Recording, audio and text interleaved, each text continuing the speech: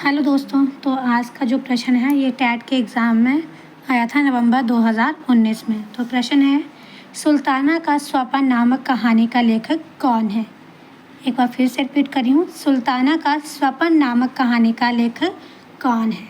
तो इसके लिए आपके पास 4 ऑप्शन दिए गए थे, पंडिता रामाबाई, मुमताज़ अली, रास सुंदरी देवी और बेगम रुकैया सखावत हुसैन। तो इसका जो राइट आंसर है वो है बेगम रुकैया सखावत हुसैन।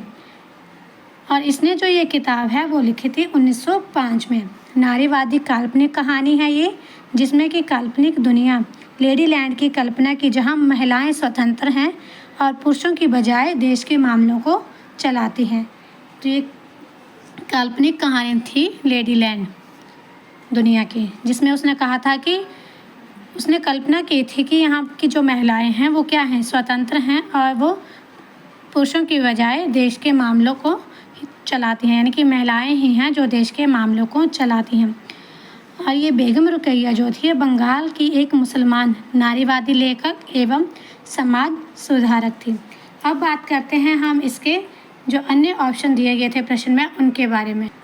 तो सबसे पहले बात करते हैं हम पंडिता रामाबाई। तो एक भारतीय समाज सुधारक थी। पंडिता रामाबाई कौन थी? एक भारतीय समाज सुधारक थी जो 1858 से 1922 तक जीवित रही, यानी कि इनका जन्म जो वो 1858 में हुआ था और इनकी मृत्यु 1922 में हुई थी। पंडिता और सरस्वती की उपाधि से इन्हें 1878 में सम्मानित किया गया था और इस उपाधि से सम्मानित होने वाली ये पहली महिला थी।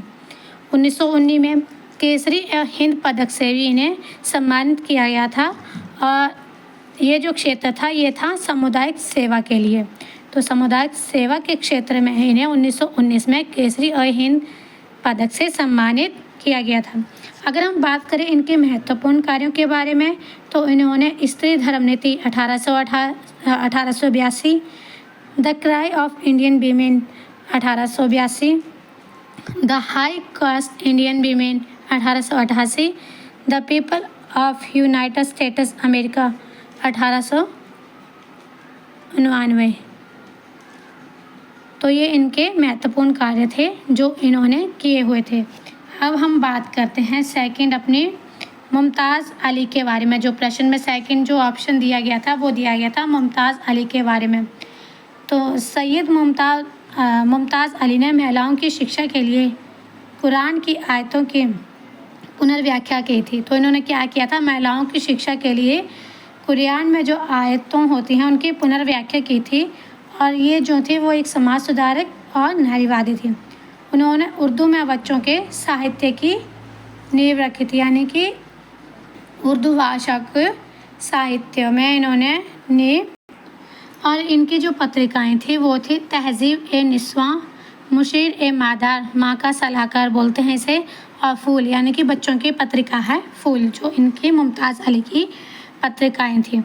और ब्रिटिश भारत सरकार ने उन्हें शम्स उल उलेमा, अगर हम इसको शाब्दिक रूप से करें तो इसका अर्थ होता है विद्वानों का सूर्य, की उपाधि से सम्मानित किया था।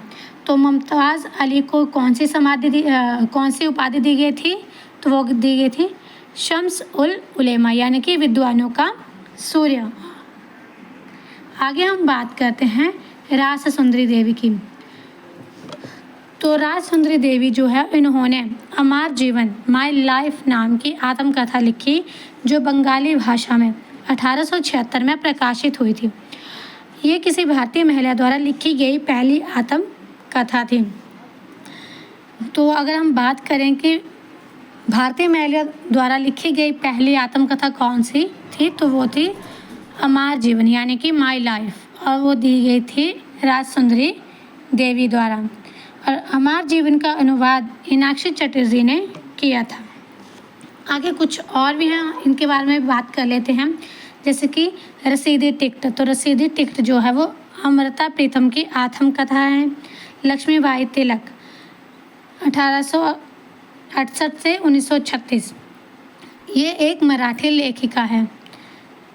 स्मृति चित्र एक उत्साही पत्नी के साथ समसरण के लिए जाना जाता है। तो लक्ष्मीबाई तिलक ने कौन से दिया है? स्मृति चित्र।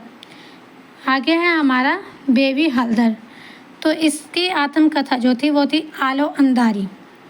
तो बेबी हल्दर की आत्मकथा क्या थी? आलो अंधारी। ये एक घरेलू कामगार थी जिन्होंने गरीबी, कठिनाई और हिंसा से लड़ाई लड़ी और बहुत संघर्ष के बाद एक लेखक के रूप में अपना नाम बनाया था। तो ये था आज का प्रश्न। इसी तरह हमारे से जुड़े रहें और टेट से सी-टेट से रिलेटेड या HPPSC से रिलेटेड जो भी प्रश्न है वो मैं आपके सामने लाती रहूँगी।